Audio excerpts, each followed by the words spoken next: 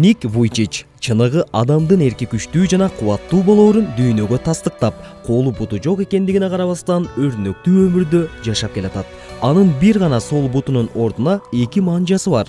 1982 жылдын 4 декабрында Австралиянын Бриспен шаарында жарык дүйнөгө келген. Атасы дин кызматкери, энеси элдик дарыгер болуп эмгектенген.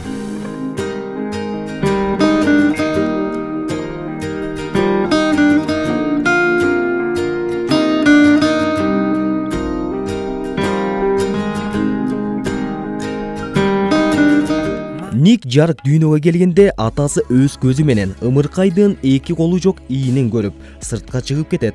Андан кийин баланы энесине көрсөтүшкөн эмес. Бир топ узак мөөнөткө чейин баласынын анчейин кабылдабай, бирок кийинчерээк бооруна кысып эмизе баштайт. Арадан 4 ай өткөндөн кийин ага чын дилден көңүл бөлүп, өзү багып калат. Убакыттын өтүшү менен сол бутундагы манжалардын жардамында өбөктөп басып, компьютерде ойногонду жана сууга түшкөндү үйрөнөт. Ата-энеси көпкө чейин аны адаттагы эле мектепте кабыл алуусун суранышып, билим алуусуна шарт түзүп берет. Мугалимдер баланын абалын көрүшүп, өзгөчө мамиле жасашкан.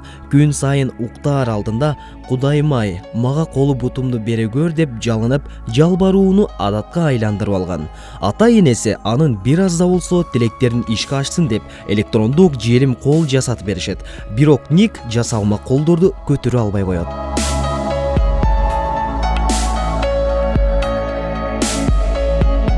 Бир жолу 19 жашында өзү окуган университетте студенттер алдында тагдырын айтып берүүсүн суранышат.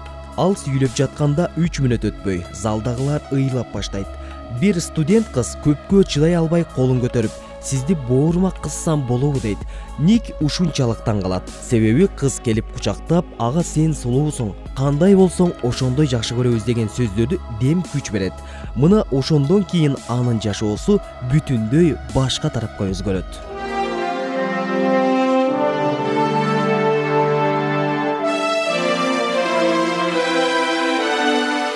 Азыркы күндө Вуйчич тажрыйбалуу чечен адам. Жылына 250 жолу жолугушууларда сүйлөйт. Бүгүнкү күнгө дейре 25тен ашык өлкөдө болгон.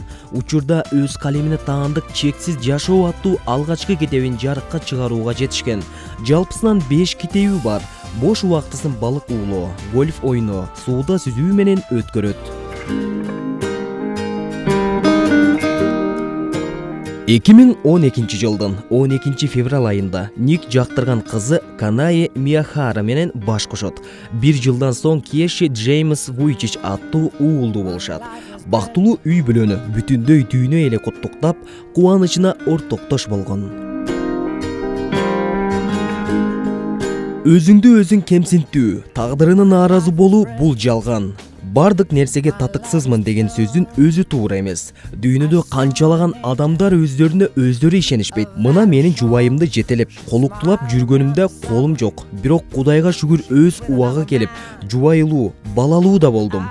Демек, ар бир нерсеге каныет келтирип, алдыга гана умтулуп жашасаң, акыбети кайтаары бышык. Улан Мамашеров, Илимбек Эмилбек уулу, Таң нуру программасы. I saw your face in a crowded place.